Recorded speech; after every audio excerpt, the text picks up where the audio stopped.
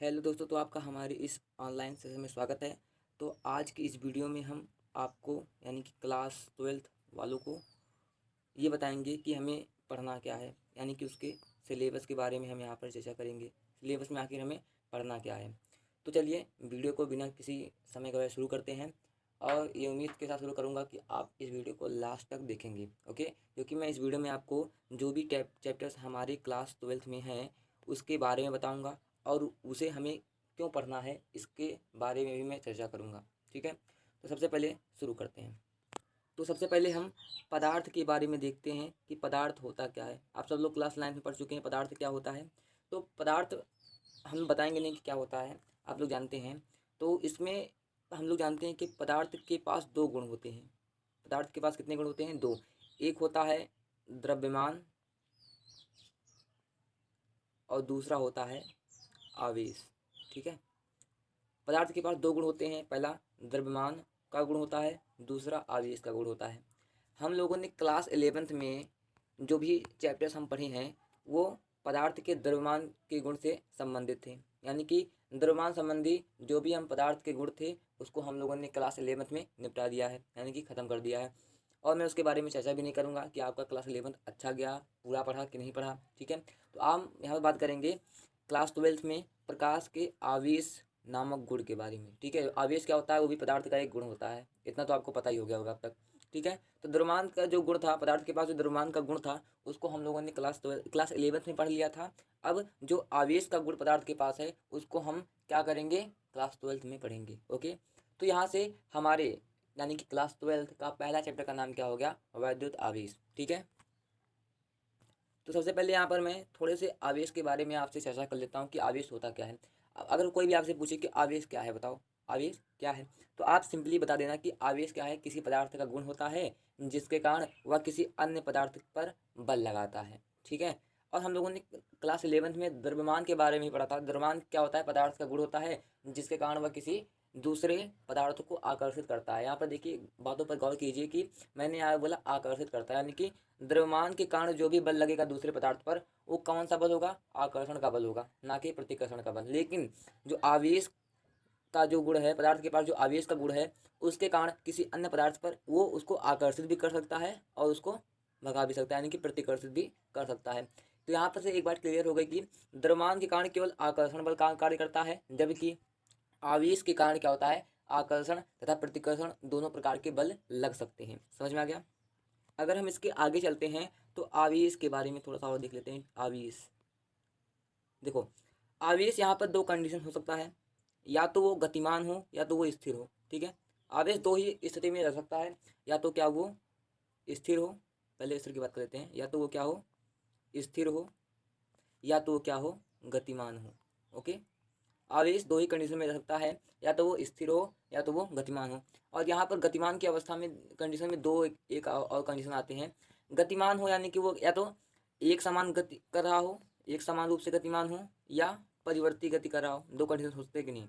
हो सकते हैं ना, एक समान गति, असमान परिवर्ती गति, आप लोगों ने क्लास 11 में पढ़ा है। ठीक है, तो आवेश क्या होता है? इसके दो कंडीशन होती है, या तो वो स्थिर होगा या तो वो गतिमान होगा। गतिमान की भी दो कंडीशन होगी, या तो वो एक समान रूप से गति कर रहा होगा या तो वह परिवर्ती गति कर रहा होगा। ओके, तो यहाँ पर एक बात ध्यान रखना कि जब आवेश क्या हो?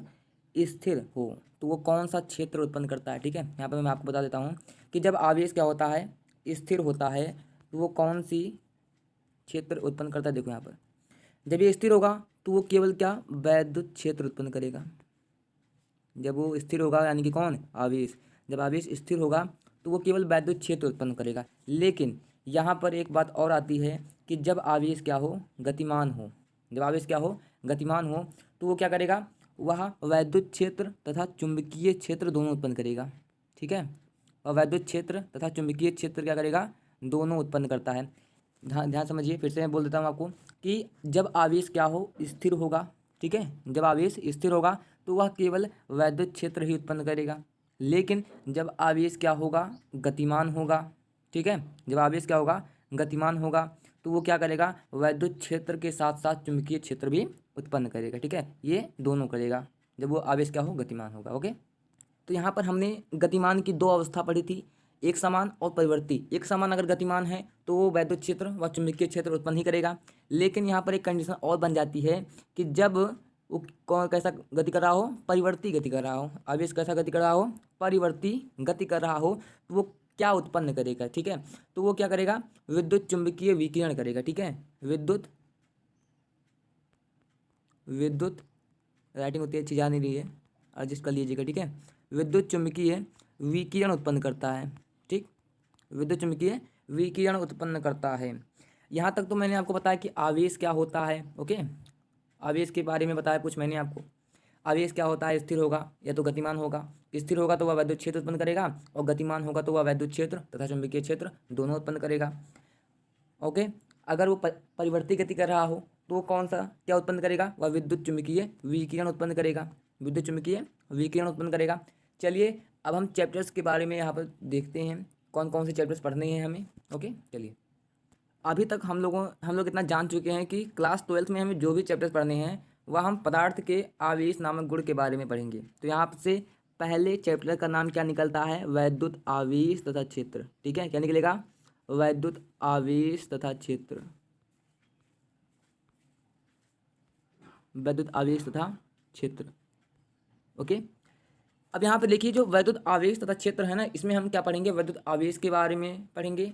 और मान लेते हैं कोई आवेश हो, प्लस आवेश हो, धनावेश हो, तो इसके चारों ओर कोई एक क्षेत्र होता है, यानी कि उसको हम बोलते हैं वैद्युत क्षेत्र। जहाँ तक आवेश का क्या हो, प्रभाव हो, उसे क्या बोलते हैं, वैद्युत क्षेत्र। जो भी वैद्युत क्षेत्र होगा और उसकी कंडीशन के बारे में हम इस चैप्टर में पढ़ेंगे ना, समझ में आ गया। वैद्युत आवेश तथा क्षेत्र यानी कि इसके क्षेत्र में जो भी संबंधित है वो हम पढ़ेंगे, वैद्युत आवेश के बारे में और वैद्युत क्षेत्र के बारे में पढ़ेंगे, समझ में आ गया। अब यहाँ तक हमने वैद्युत आवेश के बारे में और उसके क्षेत्र के बारे में पढ़ लिया होगा, ठीक है। उसके बाद यहाँ पर बात आती है कि हम आवेश को रखें कहाँ, आवेश को कहाँ पर रखेंगे, चालक पर रखेंगे, ठीक है, क्योंकि वैद्युत आवेश चालक का एक गुण होता है, ठीक है। तो कहाँ पर रखेंगे उसका अध्ययन हम इस चैप्टर में पढ़ेंगे, कि चैप्टर नंबर 2 हो जाएगा हमारा वैद्युत विभव एवं धारिता, ओके। तो चैप्टर नंबर 2 क्या हो जाएगा, वैद्युत विभव एवं धारिता। अब तक जो हम लोगों ने 2 चैप्टर पढ़ लिए हैं, यानी कि वैद्युत आवेश तथा क्षेत्र, वैद्युत विभव एवं धारिता, उसके ये 2 चैप्टर जब हम पढ़ेंगे ना, तो हम आवेश को स्थिर मानकर करेंगे। कुछ बातें समझ में आ रही है, इसमें आवेश क्या है, स्थिर है। अब हम अगर उसके बाद हम आवेश को गतिमान पढ़ेंगे, ठीक है, यानी कि जब आवेश गतिमान होगा तो क्या होगा, ओके। पता है आपको वैद्युत क्षेत्र तथा चुंबकीय क्षेत्र दोनों उत्पन्न करता है, ओके। तो जब आवेश क्या होता है, गतिमान होता है, तो उसे हम क्या बोलते हैं, वैद्युत धारा, यानी कि हमारे तीसरे चैप्टर का नाम क्या हो गया, वैद्युत धारा। समझ में आ रहा है कैसे कैसे चैप्टर बन रहे हैं यहाँ पर कि नहीं, समझ में आ रहा है ना, ठीक है। अब यहाँ पर हम पढ़ेंगे जब आवेश गतिमान होगा तो क्या होगा, धारा बहेगी, यानी कि जब पानी गतिमान होता है तो पानी की धारा बोलते हैं उसको। तो आवेश अगर गतिमान होगा तो उसे हम क्या बोलेंगे, वैद्युत धारा। वैद्युत का मतलब क्या होता है, आवेश, ठीक है। वैद्युत का सिंपली अब यहाँ पर देखिए क्वेश्चन यहाँ पर बनता है कि आप लोगों ने गौर किया होगा कि नहीं किया होगा पता नहीं। देखो वैद्युत कहीं कहीं पर लिखा होता है, कहीं कहीं पर वैद्युत लिखा होता है और कहीं कहीं पर विद्युत लिखा होता है, ठीक है, जान रहे हो, समझ रहे हो। तो वैद्युत कहीं पर लिखा होता है, कहीं विद्युत लिखा होता है। क्या जानते हो कि वैद्युत और विद्युत में अंतर क्या होता है, नहीं जानते ना। चलिए तो इसको मैं आप वीडियो के लास्ट में बताऊंगा कि वैद्युत और विद्युत में अंतर क्या है, समझ में आ गया। तो वेट कीजिए और वीडियो को पूरा देखिए। अब जो क्लास 12th के भौतिक विज्ञान में अगला चैप्टर आता है, वो एक बहुत ही महान वैज्ञानिक के कारण आया है। एक वैज्ञानिक थे भैया आर्स्टेड, ठीक है, कौन से थे वैज्ञानिक, आर्स्टेड वैज्ञानिक से आप लोगों ने क्लास 10th में नाम सुना ही होगा इसका, नहीं सुना तो मैं बता देता हूँ, ठीक है। तो वैज्ञानिक क्या थे, लिख देता हूँ यहाँ पर, वैज्ञानिक कौन थे, आर्स्टेड थे, ठीक है, बोल नहीं पाता उतना, ठीक है, आर्स्टेड थे। तो उन्होंने बताया कि जब आवेश गतिमान होता है तो वह अपने चारों ओर चुंबकीय क्षेत्र उत्पन्न करता है। बहुत ही अच्छी बात बताई थी इन्होंने कि जब आवेश क्या होता है, गतिमान होता है, तो वह अपने चारों ओर चुंबकीय क्षेत्र उत्पन्न करता है। देखिए अगर मान लीजिए कोई यहाँ पर चालक तार ये है, उसमें अगर हम धारा बहा दें, यानी कि वैद्युत आवेश को गतिमान कर दें, तो उसके जो चारों ओर होगा वो क्या होगा, मैग्नेटिक फील्ड यानी कि चुंबकीय क्षेत्र उत्पन्न हो जाएगा। तो अब यहाँ पर आपके दिमाग में क्वेश्चन आता होगा कि और यहाँ पे देखिए अब परीक्षण कैसे किया गया। यहाँ पर देखिए जब चालक में धारा को प्रवाहित किया गया तो इसके चारों ओर चुंबकीय क्षेत्र उत्पन्न हो गया। कैसे पता लगा कि चुंबकीय क्षेत्र उत्पन्न हुआ? जब हम देखिए चुंबकीय सुई, आप लोगों ने देखा होगा चुंबकीय सुई कुछ इस प्रकार से होती है, नॉर्थ होता है यहाँ पर साउथ होता है, और एक बड़ी सी डिब्बी में क्या होता है, बंद होता है। जब हम चुंबकीय सुई को चालक तार के पास ले गए तो हम लोगों ने देखा कि चुंबकीय सुई में क्या होगा, विक्षेप उत्पन्न हो गया।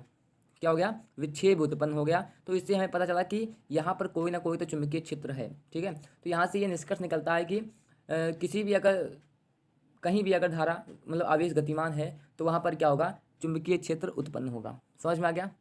अब यहाँ पर एक क्वेश्चन मैं आपसे पूछूंगा, उसका उत्तर वीडियो के लास्ट में होगा। ठीक है, क्वेश्चन बहुत ही बढ़िया है, कहोगे हाँ यार कितना बढ़िया क्वेश्चन है। ठीक है, तो यहाँ पर क्वेश्चन यहाँ पर ये है, जब हम आपके घर में लाइन आती है, मान लीजिए कोई आपके घर का तार है ये, उसमें अगर हम धारा प्रवाहित करा देते हैं आई, ठीक है, तो अगर आप चुंबकीय सुई को उसके नज़दीक ले जाते हैं तो कोई विक्षेप उत्पन्न नहीं होता है। ठीक है, अब आप पूछोगे कि सर क्यों नहीं होता है, तो उसका उत्तर मैं लास्ट में बताऊंगा। क्वेश्चन फिर सुन लो कि जब भी हम अपने घर में जो लाइन आती है, ठीक है, तो उसके पास अगर हम चुंबकीय सुई को ले जाएं तो उसमें कोई विक्षेप उत्पन्न नहीं होता है। कारण क्या है? ठीक, क्वेश्चन कर लिए, नहीं समझ में आया तो रिवाइव करो वीडियो को, फिर से देखो। ठीक, क्वेश्चन समझने के लिए चलो फिर से अब यहाँ पर आगे बढ़ते हैं इसके। तो वैज्ञानिक ऑस्टिन ने क्या बताया, जब किसी चालक में धारा प्रवाहित करोगे या कहीं भी धारा, कहीं भी आवेश क्या हो, अगर गतिमान है तो उसके चारों वहाँ पर क्या होता है कि चुंबकीय क्षेत्र उत्पन्न होता है। तो उसी के आधार पर हमारा चौथा चैप्टर आया है, नाम है उसका, बताइए आप नाम क्या रख दें इसका? हम नाम रख देते हैं कि वैद्युत धारा का चुंबकीय प्रभाव। अच्छा नाम है ना, वैद्युत धारा का चुंबकीय प्रभाव। ठीक, यानी कि वैद्युत धारा से चुंबकीय क्षेत्र उत्पन्न हुआ, यानी कि वैद्युत धारा का चुंबकीय प्रभाव। इतनी बातें समझ में आ गई कि हमें कौन कौन से चैप्टर क्यों पढ़ने हैं, समझ में तो अब आ ही रहा होगा आपको। इसके बाद हम क्या पढ़ेंगे? पृथ्वी का चुंबकत्व पढ़ेंगे। पृथ्वी का चुंबकत्व या चुंबकीय पदार्थ, लिख नहीं रहा हूँ, बोल दे रहा हूँ कि चुंबकीय पदार्थ। 5 चैप्टर का नाम क्या है हमारा? चुंबकीय पदार्थ या पृथ्वी का चुंबकत्व। ओके, अब उसके बाद एक और महान वैज्ञानिक आए जिनका नाम था, छांट डाल देता हूँ, ठीक है, जिनका नाम था फैराडे। ओके, तो फैराडे ने जब आर्स्टेड के नियम को पढ़ा, आर्स्टेड ने जो प्रयोग किया उसके बारे में देखा, तो उन्होंने सोचा कि अगर हम इसका रिवर्स कर दें तो क्या ये कभी संभव है? देखिए मतलब रिवर्स का मत करने का मतलब क्या हो रहा है कि हम लोगों ने वैद्युत धारा से चुंबकीय क्षेत्र उत्पन्न किया। क्या किया हमने? वैद्युत धारा से क्या किया? चुंबकीय क्षेत्र उत्पन्न किया था। अब फैराडे जी ने क्या कहा कि अगर हम चुंबकीय क्षेत्र से वैद्युत धारा उत्पन्न कर ले तो बढ़िया बात होगी। ठीक है, तो सब लोगों ने उन पर मजाक उड़ाया कि ये कैसे संभव है, ये होगा भी नहीं। ठीक है, तो उन्होंने बहुत ही प्रयास किया और कई प्रयोगों के बाद उन्होंने ये कर दिखाया। उन्होंने क्या किया कि उन्होंने चुंबकीय क्षेत्र से वैद्युत क्षेत्र को प्राप्त किया। ठीक है, चुंबकीय क्षेत्र से वैद्युत क्षेत्र को प्राप्त किया, और जब वैद्युत क्षेत्र को प्राप्त किया है तो वैद्युत धारा, ठीक है, यानी कि देखिए यहाँ पर मैं गलत बोल गया थोड़ा सा, यहाँ पर हमने वैद्युत धारा से चुंबकीय क्षेत्र उत्पन्न किया, तो यहाँ से हम चुंबकीय क्षेत्र से वैद्युत धारा को उत्पन्न करेंगे। तो ये उन्होंने करके दिखाया। तो अब देखिए वैद्युत धारा उत्पन्न हो गया, तो जो कि ये चुंबकीय क्षेत्र से उत्पन्न हुआ था, तो इस धारा को हम लोगों ने क्या बोला? प्रत्यावर्ती धारा बोला। ठीक है, क्या बोला? इसका नाम प्रत्यावर्ती धारा नाम दिया। जिस घटना के द्वारा इन्होंने वैद्युत धारा प्राप्त किया उसे क्या बोलते हैं? उस घटना को हम क्या बोलते हैं? विद्युत चुंबकीय प्रेरण। तो यहाँ पे 6वें चैप्टर का नाम क्या हो जाएगा? विद्युत चुंबकीय प्रेरण। ठीक है, थोड़ा सा मिस्टेक होता, इतना तो आप लोग को पता ही है। ठीक, विद्युत चुंबकीय प्रेरण। तो चैप्टर नंबर 6 का नाम क्या होगा? विद्युत चुंबकीय प्रेरण। इसके बाद जो धारा उन्होंने उत्पन्न किया उस धारा को उन्होंने बोला प्रत्यावर्ती धारा। ठीक है, उन्होंने क्या दिया? प्रत्यावर्ती धारा। तो यहाँ से अगले चैप्टर का नाम यानी कि चैप्टर नंबर 7 का नाम क्या हो गया? प्रत्यावर्ती धारा। ठीक है, प्रत्यावर्ती धारा। समझ में आ रहा है कौन कौन से चैप्टर कहाँ कहाँ बन रहे हैं? अब देखिए इतने चैप्टर हम लोगों ने देख लिए, कौन कौन से चैप्टर यहाँ पर हैं। किस चैप्टर में हम आवेश को गतिमान माने हैं या स्थिर माने हैं, फिर से मैं दोहरा देता हूँ। ठीक है, तो यहाँ से देखो चैप्टर नंबर 1 यानी कि वैद्युत आवेश का क्षेत्र एवं धारिता, इसमें हमने वैद्युत आवेश को स्थिर माना है। उसके बाद वैद्युत धारा से लेकर यहाँ तक, ठीक है, वैद्युत धारा को क्या माना है? एक समान रूप से गतिमान माना है। ठीक है, क्या माना है? एक समान रूप से क्या माना है? गतिमान माना है। ओके, अब हम क्या करने वाले हैं कि हम अब क्या करेंगे? आवेश को परिवर्ती रूप से गतिमान मानेंगे। ठीक है, तो जब आवेश मैं आपको बता चुका हूँ कि जब आवेश परिवर्ती रूप से गतिमान हो, परिवर्ती गति करे, तो क्या उत्पन्न करता है वो? विद्युत चुम्बकीय विकिरण उत्पन्न करता है। ठीक है, तो चैप्टर नंबर 8 का नाम क्या हो गया? विद्युत चुंबकीय विकिरण उत्पन्न करता है। ठीक है, विकिरण उत्पन्न करता है। अब चैप्टर नंबर 8 का नाम क्या हो गया? विद्युत चुम्बकीय विकिरण। अब यहाँ पर देखिए, विकिरण यानी कि प्रकाश। ठीक है, विकिरण यानी कि प्रकाश, प्रकाश शब्द का प्रयोग हो गया यहाँ पर। क्या किस शब्द का प्रयोग हो गया? विकिरण का प्रयोग हो गया, प्रकाश का प्रयोग हो गया। तो यहाँ से हमारा भौतिकी भाग 2 का पहला चैप्टर क्या हो जाएगा? प्रकाश हो जाएगा। क्या हो जाएगा? प्रकाश। यानी कि जो हम पढ़ेंगे भाग 2 में वो प्रकाश होगा, और प्रकाश के जो द्वितीय प्रकृति है उसके बारे में, और कुछ मॉडर्न फिजिक्स है उसके बारे में पढ़ेंगे। लेकिन आज की वीडियो में यहीं पर समाप्त करना चाहता हूं। और तो यहाँ पर ध्यान से देखिए कि विद्युत में अंतर आखिर होता क्या है। ठीक, तो वैद्युत के बारे में, वैद्युत एक बार यहाँ पे लिख देता हूँ, और यहाँ पे लिख देता हूँ विद्युत। ओके, ठीक। तो वैद्युत यानी कि विद्युत का मतलब मैं आपको बता दूँ क्या होता है, अभी मैं बता चुका हूँ इसको। विद्युत का मतलब क्या होता है? विद्युत का मतलब क्या होता है? आवेश। ठीक है, विद्युत का मतलब क्या होता है? आवेश होता है। और विद्युत और वैद्युत में अंतर क्या होता है? तो यहाँ पे मैं बता दूं कि विद्युत क्या है? नाउन है। क्या है? विद्युत क्या है? एक प्रकार का नाउन है। तो और वैद्युत क्या है? वैद्युत क्या होता है? उस विद्युत के कारण उत्पन्न प्रभाव है। ठीक है, यानी कि विद्युत के कारण उत्पन्न प्रभाव को हम क्या बोलते हैं? वैद्युत बोलते हैं। जैसे यहाँ पर देखिए, एक चुंबक के प्रभाव, चुंबक के कारण प्रभाव क्या होता है? चुंबकीय प्रभाव होता है। तो यहाँ से विद्युत के प्रभाव का विद्युतीय प्रभाव कह नहीं सकते, तो इसलिए हम इसको क्या बोलते हैं? वैद्युत प्रभाव।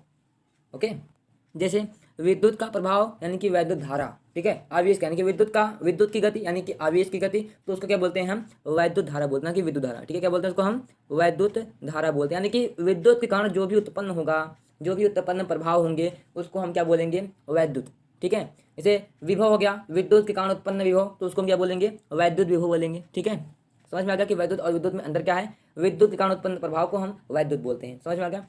अगला क्वेश्चन क्या था हमारा कि अब मैंने आपसे अगला क्वेश्चन पूछा था कि अगर किसी चालक में अगर धारा प्रवाहित हो रही है, ठीक है, क्या प्रवाहित हो रही है? धारा प्रवाहित हो रही है, तो उसके चारों ओर चुंबकीय क्षेत्र उत्पन्न होता है। लेकिन अगर हम अपने घर के तार में जो धारा प्रवाहित होती है उसके पास चुंबकीय सुई को ले जाएं तो उसमें कोई भी विक्षेप उत्पन्न नहीं होता है। क्यों?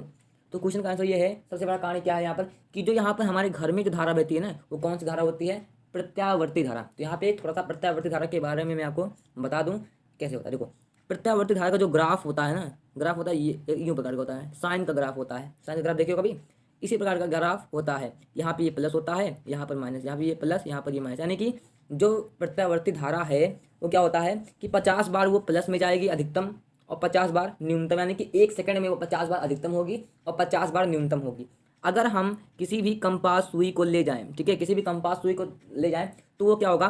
जड़त्व के कारण हिल नहीं पाएगा। 1 सेकंड में 50 बार इधर, 50 बार उस ओर। ठीक है, नहीं, एक बार 50 बार इस हो जाएगा, इस हो जाएगा, यानी कि संभव नहीं है। 1 सेकंड में कोई भी वह पदार्थ 50 बार इधर, 50 बार उधर नहीं कर सकता, क्योंकि जड़ तो हम लोगों ने पढ़ लिया है। ठीक, दूसरी बात, मान लो कि ये घूम लिया 50 बार, 1 सेकंड में 50 बार इधर, 50 बार उधर कर भी लिया, तो हमारी जो नेत्र है भैया, हमारी जो नेत्र है उसकी जो क्षमता है ना, वो 1/10 सेकंड की ही है।